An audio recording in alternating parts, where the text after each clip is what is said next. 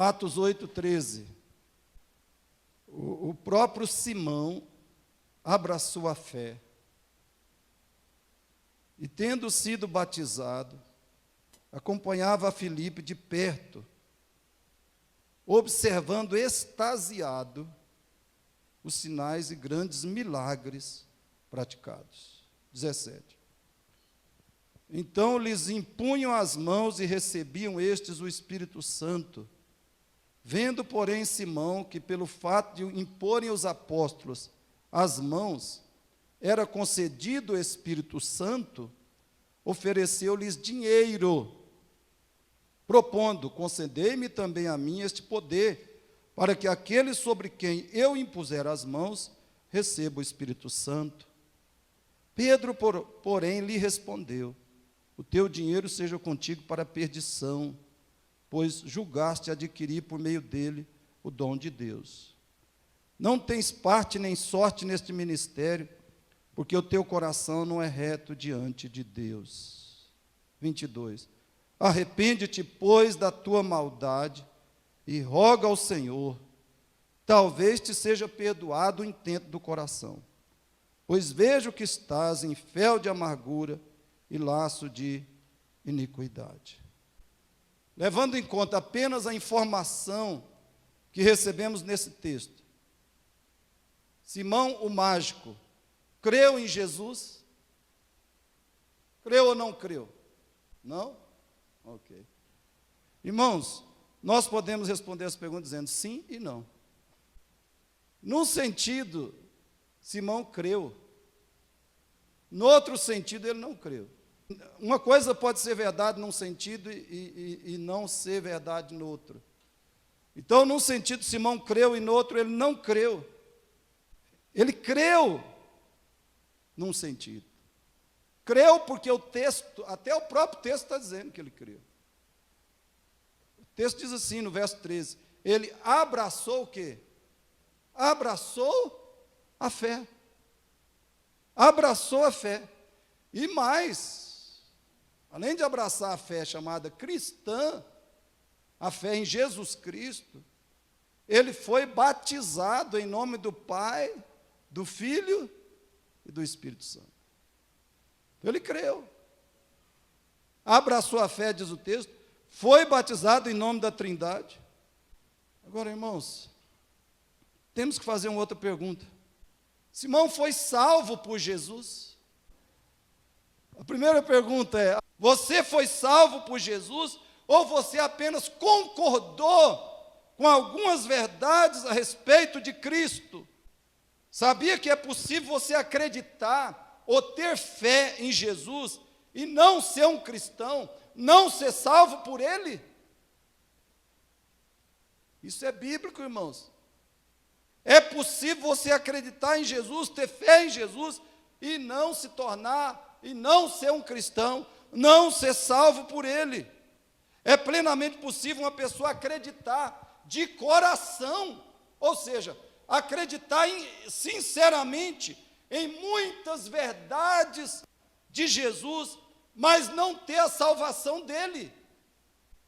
Esse é um problema grave que o cristianismo está enfrentando hoje, que a igreja está sofrendo hoje. Que pessoas creem em Jesus, mas não são salvas por Jesus.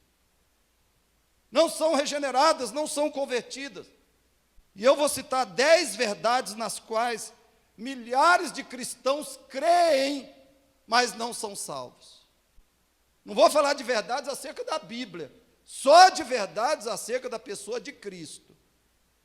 Citar 10 verdades nas quais milhares de pessoas que estão na igreja, não só na chamada igreja evangélica, mas nas igrejas chamadas cristãs.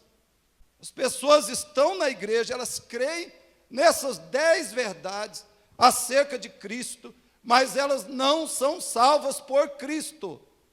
Preste atenção, quais são as verdades? Elas creem que Jesus é o Filho eterno de Deus, Jesus é Deus, Jesus não era pecador, Ele nunca pecou, Jesus ressuscitou dos mortos, Jesus é o Rei dos reis, Jesus é o único Senhor, Jesus é o único Salvador do ser humano.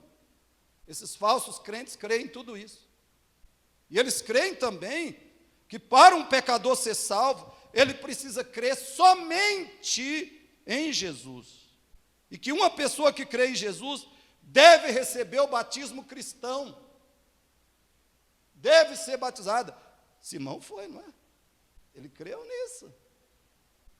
E ainda eles creem que Jesus voltará. Jesus voltará. Mas, irmãos, por que é assim?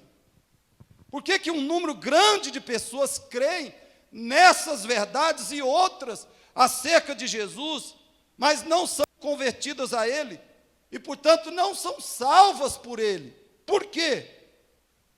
Eu vou te dar algumas respostas.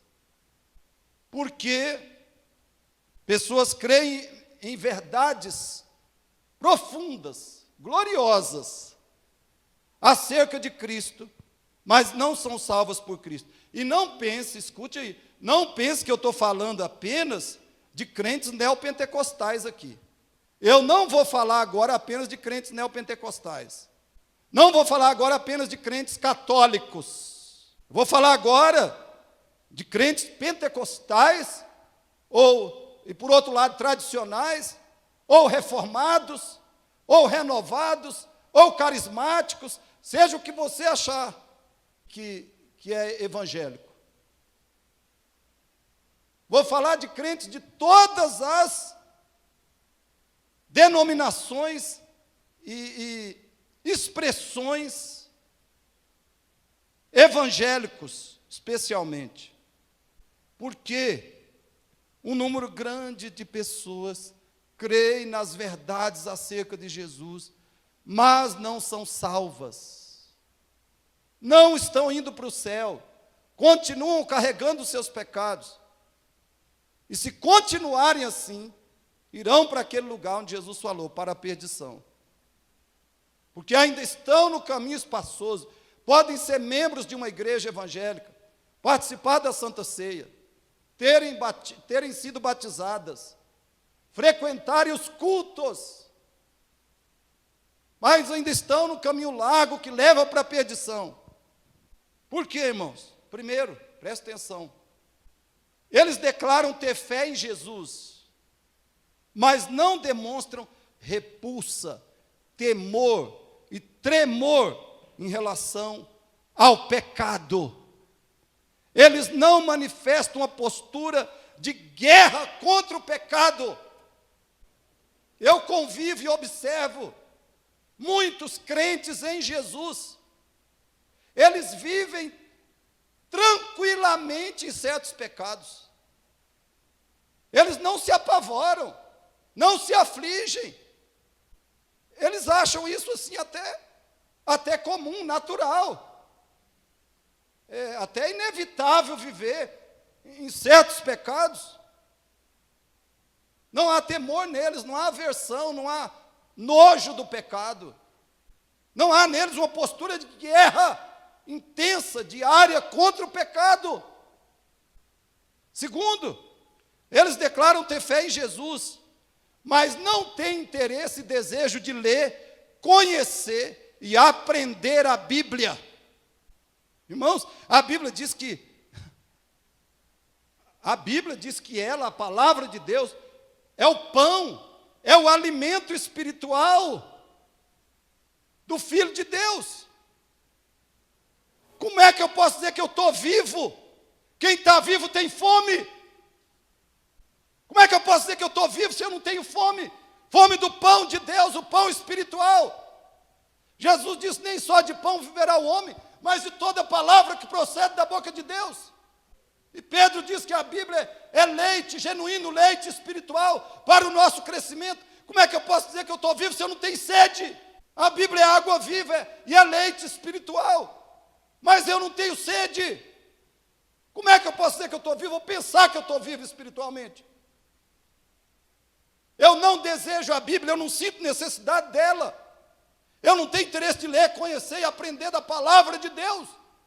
Eu não sinto necessidade de me alimentar e beber, me dessedentar com a palavra. Como é que eu posso dizer que eu sou salvo, irmãos? Avalie a sua vida, seu coração em relação a isso. Tome uma providência se é necessário.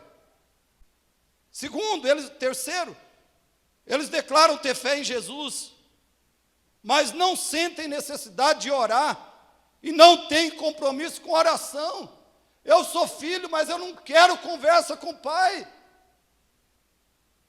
Eu não sinto necessidade de comunicação, de relacionamento com ele, de intimidade com ele. Você já viu isso? Eu tenho uma neta você já sabe quantos, né?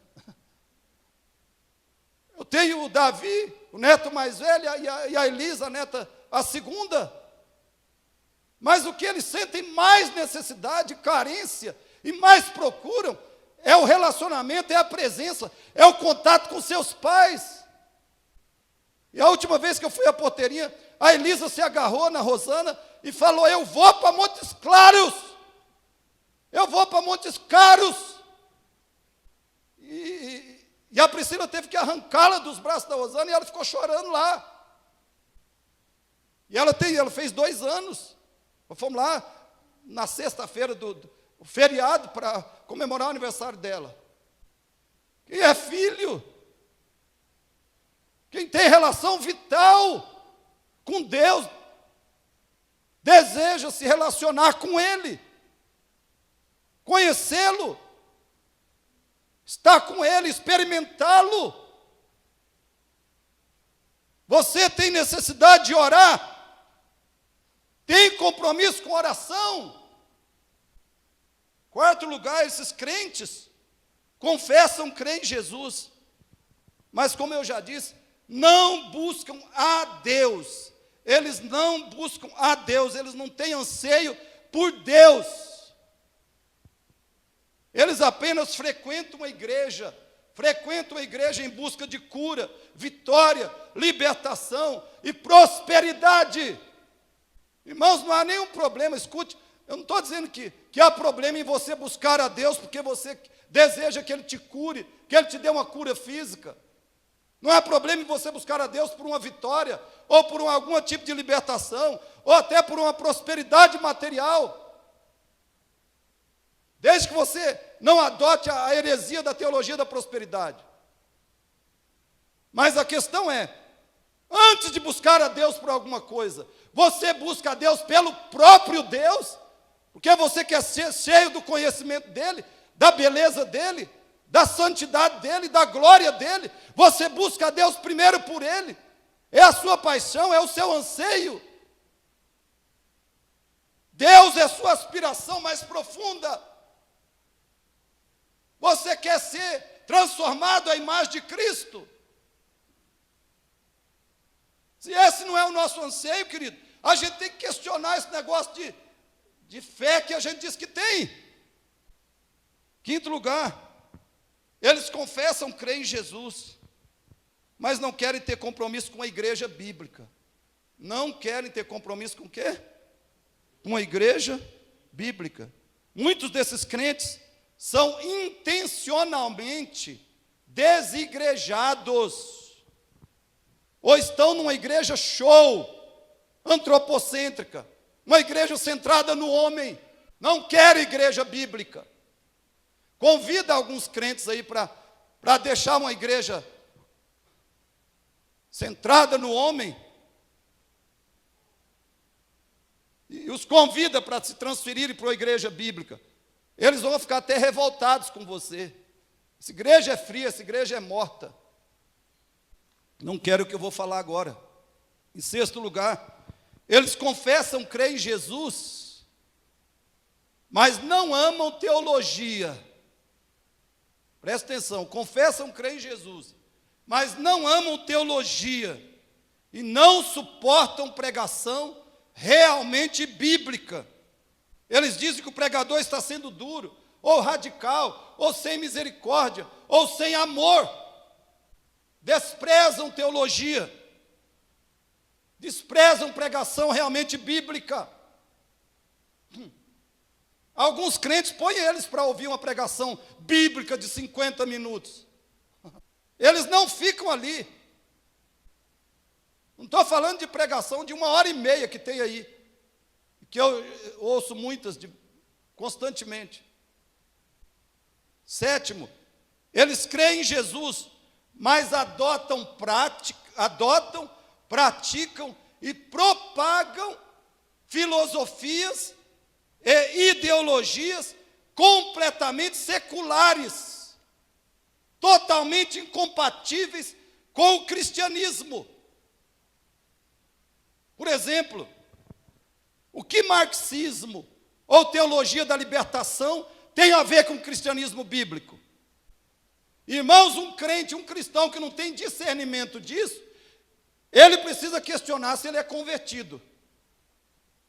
Eu não consigo discernir, eu não consigo perceber que marxismo ou teologia da libertação não tem nada a ver com o cristianismo bíblico, com a palavra de Deus. E eu fico, além de adotar essas filosofias, essas ideologias malignas, eu ainda as pratico e propago. 8, eles creem em Jesus, mas são consumidores de pornografia. E ainda tentam se convencer que mesmo assim são cristãos. Isso é só uma fraqueza.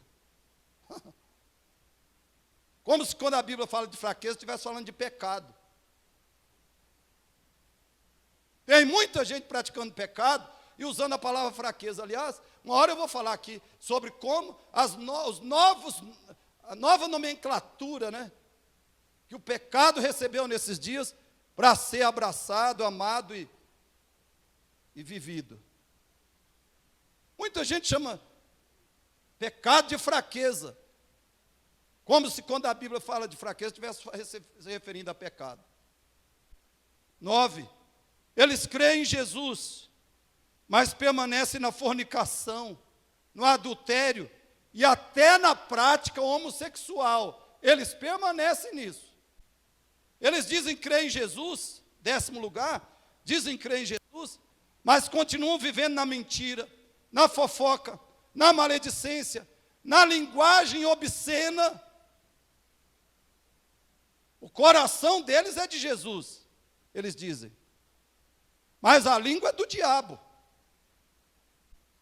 Eles declaram ter fé em Jesus, mas não se preocupam e não se dedicam em organizar seus casamentos ou famílias de acordo com a Bíblia. Eles têm casamentos e lares desordenados. Querido, presta atenção. Você é cristão há 1 ano? Você confessa Cristo como Senhor e Salvador há 1 ano? Já era para você ter organizado seu casamento. E primeiro, né, você mudou. Você se converteu, você mudou. E já teve 1 ano com o manual para organizar o seu casamento, para organizar o seu lar, sua família. Eu não estou dizendo que casamento não tem conflitos, não tem divergências, não tem desafios, mas tem relacionamentos conjugais, irmãos, que revelam os problemas ali, e principalmente problemas constantes, que nunca são solucionados, revelam que não há conversão a Cristo. Em um ou nos dois, não houve salvação nessa pessoa. Como é que é o seu casamento? Como é que é o seu lar? Ele é ordenado de acordo com a palavra de Deus? Casamentos e lares desordenados. Quando isso é constante, quando isso não muda, é porque marido, esposa ou os dois não são cristãos. Eu falei aqui domingo passado, esposa bíblica, marido bíblico. Marido que lidera a casa, esposa que é auxiliadora idônea, ou que segue a liderança do marido dentro de casa. Mas, querido, escute bem, tem esposa que o marido tem que fazer o que ela quer, do jeito que ela quer. Se não, ela fica amargurada, ela fica magoada, ela fica revoltada, ela protesta de todas as formas possíveis, porque o marido não a satisfez, não fez tudo ou do jeito que ela queria. E tem marido não que fica com medo da mulher, né? Com medo da mulher. E deixa ela fazer, e faz tudo que ela quer, do jeito que ela quer. Não pergunta, isso é bíblico? Isso agrada a Deus? Isso é cristão? 12. Eles confessam Cristo, mas permanecem com a roupa indecente, sensual e mundana. Queridos, eu já cansei de ir em igreja, aonde eu fico constrangido. Eu sinto vergonha do vestuário que algumas irmãs usam ali. Irmãs, crentes que dizem que são seguidores de Cristo, mas a roupa é indecente, é sensual, a roupa é mundana, é igual essas pessoas usavam antes no mundo, na vida sem Cristo. Elas, não, Jesus é meu Senhor, é meu Salvador. Aonde? Meu Senhor é meu Salvador. Aonde? 13, eles têm fé em Jesus, mas são praticamente viciados em filmes, séries e rede social. Não há moderação no uso disso. Não há tempo e alegria em suas vidas para leitura, oração e para a própria família. Eles são absorvidos pelo mundo digital. Absorvidos. A Bíblia diz, irmãos, guardai-vos dos ídolos. Guardai-vos dos ídolos. O seu celular é só um aparelho que você usa ou é um Deus no seu coração e na sua vida? A sua televisão é só uma televisão ou é o seu ídolo, o seu Deus? A sua internet é só um instrumento, inclusive para você se alimentar e crescer espiritualmente, ou trabalhar? Ou a sua internet é um Deus, é um ídolo? 14 e último. Eles confessam Cristo, mas abandonam o casamento sem motivos bíblicos.